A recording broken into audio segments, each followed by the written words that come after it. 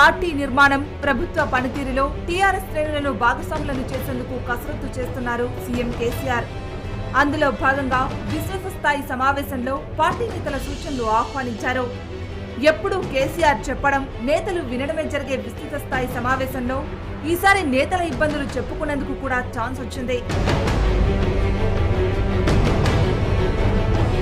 అధికారుల బదిలీలు, నియామకాల్లో తమను పట్టించుకోవడం లేదని కొందరు ఎమ్మెల్యేలు ఆవేదన వ్యక్తం చేయగా, ఎస్సీ, ఎస్టీలతో పాటు బీసీలకు కూడా తగిన ప్రాధాన్యత ఇవ్వాలని కొందరు ఎమ్మెల్యేలు సూచించారు. ఎమ్మెల్యేల మాటలు సావధానంగా విన్న కేసీఆర్, అధికారుల బదిలీలు తప్పవని జిల్లా మంత్రులతో కోఆర్డినేట్ చేసుకుని ఎవరెక్కడ ఉండాలో మీరే తెలుసుకోవాలని కేసీఆర్ చెప్పారు.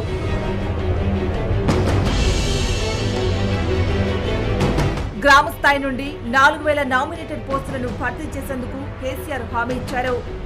ఇందుకోసం అర్హులైన కార్యకర్తల లిస్టు తయారు చేయాల్సిందిగా సూచించారు. ఇకపై గంట ప్రజలకు, మరో గంట ఎమ్మెల్యేలకు అందుబాటులో ఉంటానని కేసీఆర్ హామీ ఇచ్చారు.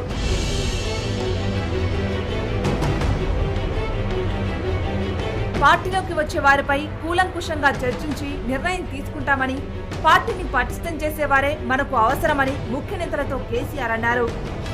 గ్రేటర్లో పార్టీ బలోపేతంపై ప్రత్యేక దృష్టి పెట్టిన కేసీఆర్, ఎన్నికలు ఆలస్యమవుతాయని సూచనప్రాయంగా చెప్పారు. మొత్తానికి ఎవరికి నామినేటెడ్ పోస్టులు దక్కుతాయని ఉత్కంఠగా ఎదురుచూస్తున్న టీఆర్ఎస్ కార్యకర్తల నిరీక్షణకు త్వరలోనే తెరపడనుంది.